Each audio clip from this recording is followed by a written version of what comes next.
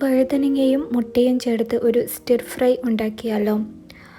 ആദ്യം നമ്മൾ വെളിച്ചെണ്ണ ചൂടാക്കാൻ വെച്ചിട്ടുണ്ട്. ഇവിടെ നമ്മൾ ഒരു 2 മുട്ട എടുത്തിട്ടുണ്ട്. അതിൽ ഉപ്പും മുളകും കൂടി നമ്മൾ അടിച്ചു വെച്ചിരിക്കുകയാണ്. അതിലേക്ക് വയലറ്റ് കളർ വഴുതനങ്ങ നീളത്തിൽ അരിഞ്ഞത് മുക്കി വറുക്കാനിടാം.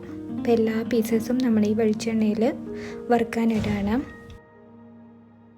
തിരിച്ചും മറിച്ചും ഇട്ട് നമുക്ക് നല്ലോണം ഫ്രൈ ആക്കി വെക്കാം. അപ്പോൾ അതിൻ്റെ മുകളിലൊരു കോട്ടിംഗ് പോലെ വരുന്നത് കാണാം വറുത്ത് വരുമ്പോൾ. എല്ലാ പീസസും വറുത്ത് കഴിഞ്ഞാൽ അത് ഒരു ബൗളിലേക്ക് മാറ്റി വയ്ക്കാം. ബാക്കി വന്ന വെളിച്ചെണ്ണയിൽ ഒരു വലിയ സബോള വട്ടത്തിൽ അരിഞ്ഞത് ഇട്ട് കൊടുക്കാം.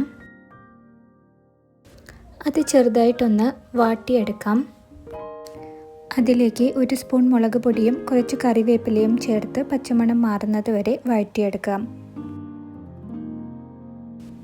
മസാലയുടെ പച്ചമണം മാറിയതിന് ശേഷം നമ്മൾ നേരത്തെ വറുത്ത് വെച്ചിരിക്കുന്ന വഴുതനങ്ങ ഇതിലേക്ക് ചേർത്ത് നന്നായി മിക്സ് ചെയ്ത് കൊടുക്കാം.